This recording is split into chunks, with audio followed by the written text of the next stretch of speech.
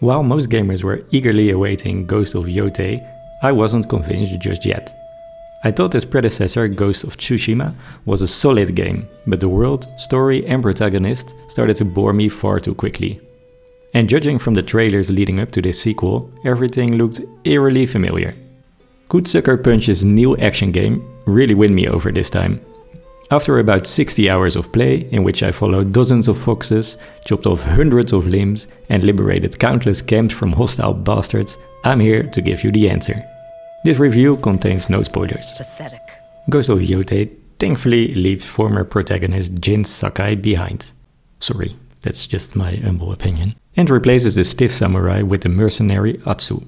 And to be honest, that's already a victory in itself. Unlike Jin, Atsu isn't bound by the rigid samurai code. And while that code may be honorable, it's also predictable. Atsu operates without shackles. She colors outside the lines and the game is better for it from the very first minute. She follows her own code instead, crossing off the 6 names of those responsible for the murder of her family. The same people who left her for dead. Chief among them is the powerful Lord Saito.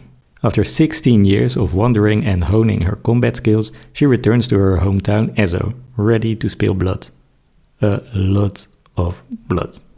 Voice actress Erika Ishii deserves full praise for her performance. She brings Atsu to life as a broken but fiercely determined woman who will stop at absolutely nothing to achieve her goal. Are you lost? I'm looking for some old friends. The Yotei 6. They're sorry. Aren't you? It was always a thrill to hear Atsu being underestimated by her enemies. Ishii delivers simple threats with an icy conviction. The character radiates confidence and her lines consistently fired me up before every fight. The way the not very original premise is handled surprised me. You get regular flashbacks and sometimes you can even switch in real time between past and present. Crucially, the massacre is not shown all at once. It's broken into pieces and every time the game needs to remind you why you should hate a specific target, it gives you another fragment. That storytelling trick kept me curious, and it also made me itch to shove one of those sadistic bastards onto Atsu's sword. Between hunting down your 6 main targets, you'll constantly be dealing with plenty of fodder enemies begging for a beating, and handing it out feels fantastic. Combat is fast, visually impressive, the animations are awesome, and despite the hundreds of battles I ended up in, I never once got bored. With your katana, I believe is the right pronunciation, you can mix quick and heavy strikes, block, parry and dodge. You can stagger enemies with a perfect parry or just hack away at them until their guard drops. But Atsu has more than just a katana at her disposal. You can use 5 main weapons in total. The katana, the dual katanas, a yari, which is a spear, the kusarigama, a chain and sickle weapon, and the odachi, a big-ass sword. Each weapon has its own flashy movesets and bloody finishes that look great every time. You can swap freely, but it pays to use the right weapon for the right opponent. The katana is best used against other katana users, there's too much of this word in this review. The kusarigama breaks shields, and dual katanas shine against spear wielders. The game makes sure you understand this, with NPCs constantly giving you little exams to test your knowledge on this. For a forgetful gamer like me, that was actually pretty handy. As if 5 melee weapons weren't enough, you also have multiple bows, each with different arrow types. Fire arrows, poison arrows, or even arrows that let you disarm enemies. And we're still not done. You also get throwables, kunai, bombs and more. Just like in Tsushima, I sometimes found it tricky to juggle all of these tools mid-fight, so I mostly stuck with the 5 main weapons. The throwables I did use were the ones you pick up from the ground. Loose swords, spears or knives can be kicked up and hurled through an enemy with a single button press. Sometimes Atsu flicks a blade into the air with her foot first and that animation looks incredibly cool. It is stylish, effective and never got old. While I enjoyed Tsushima's combat, I found it a little too easy. That's why I decided to play Ghost of Yōtei on hard from the start. Something I only regretted in the very last fight. Every battle felt like a spectacle. Enemies strike fast and without mercy. The biggest change? They no longer politely wait their turn. A brute with a massive sword will come at you while his buddy with daggers is trying to stab you, all as archers pepper you from a distance. This forces you to stay on your toes at all times and pick the right moments to switch between defense and offense. And it's not just enemy AI that's improved. Whenever I had a companion, they actually covered me. My allies mirrored my movements, taking some of the pressure off, something I rarely see in games. In many encounters, you can also choose to take out your targets quietly. Making stealth fun is tricky, but Sucker Punch nails it. With the Assassination Tree upgrades, I could operate like a true shinobi, without feeling guilty about it this time. You can assassinate from behind, leap from above, or chain assassinate up to 3 enemies at once.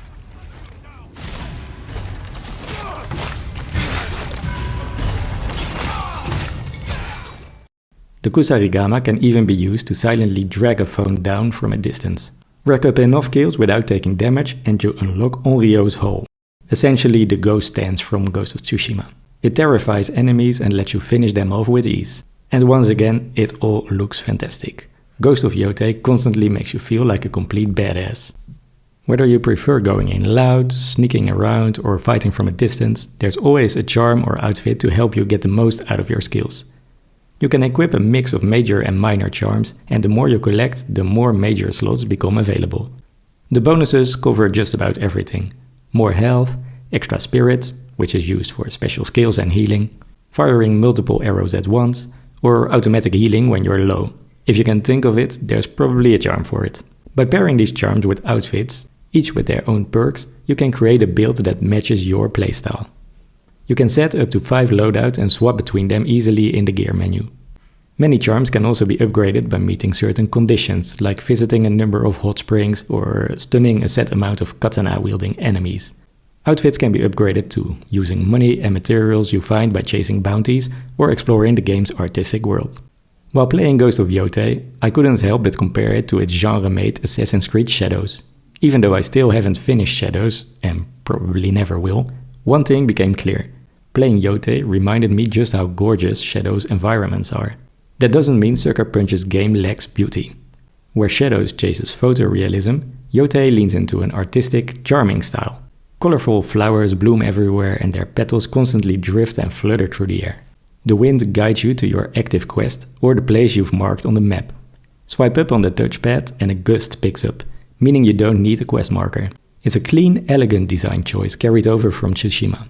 Still, I often had to open the map because the times I tried to follow the wind blindly, I usually ended up on the wrong side of the map. That wasn't only down to my inability to follow the wind though. It's also because there are so many distractions along the way. And I mean that in the best of ways. Every time I set out for a destination, I'd stumble on something else worth chasing. For example, Golden Bird Return, leading you to interesting spots like hot springs or bamboo strikes. Buffing grants extra health while bamboo strikes increase your spirit. The latter still involves following an increasingly long button sequence, and they're still fun to pull off.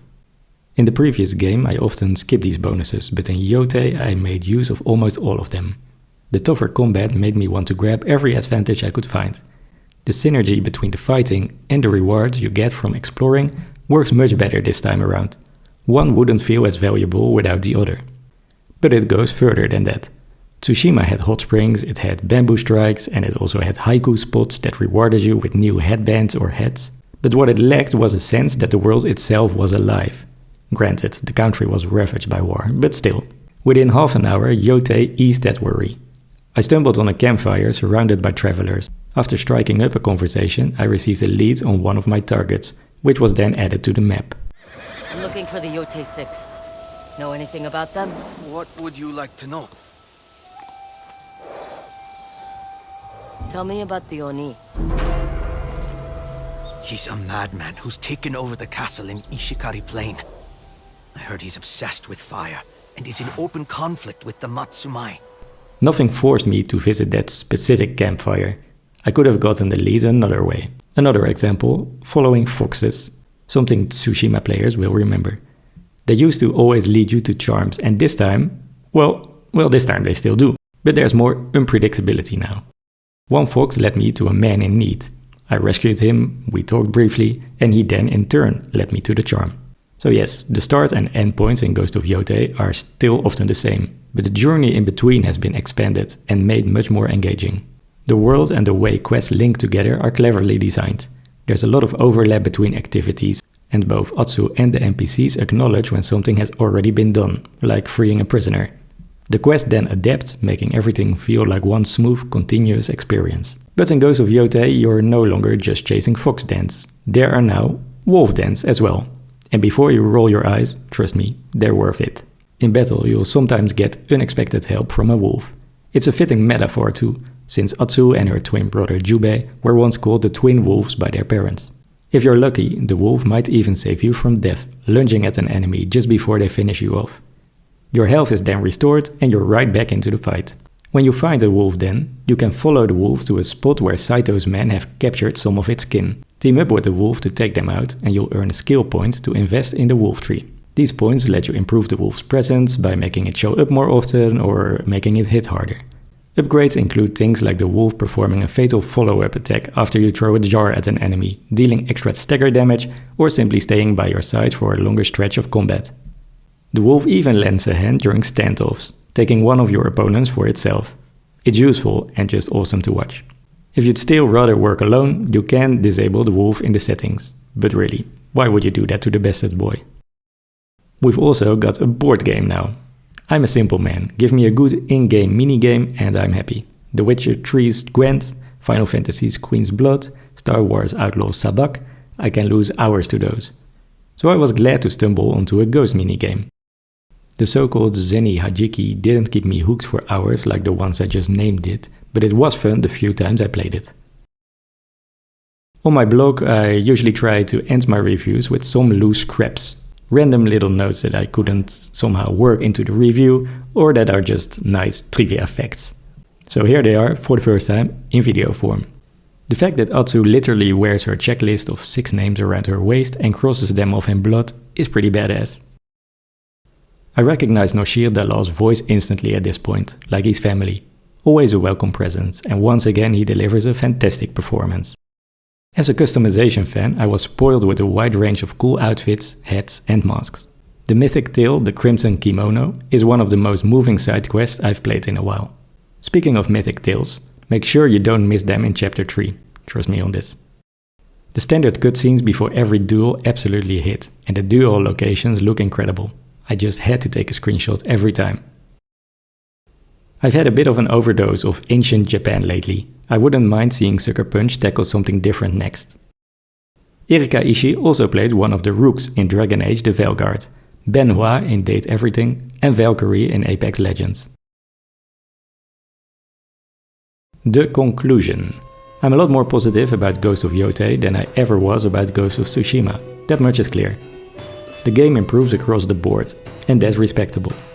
The flip side is that there's not much truly new here. Things feel very familiar.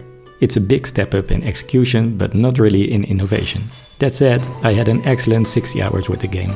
Combat was just a joy from start to finish, only getting better as Atsu grew stronger. The story may be familiar, but it packs enough twists and turns to keep it engaging throughout, and Atsu as a protagonist held my attention from beginning to end. Thank you for checking out this review, much appreciated. If you enjoyed it, please click on the subscribe button down below and I'll try to provide more of these videos in the near future. If you'd like to check out more of my content, visit bornformedia.com for all sorts of random brain spins, more reviews and just fun articles for you to read if that's your cup of tea.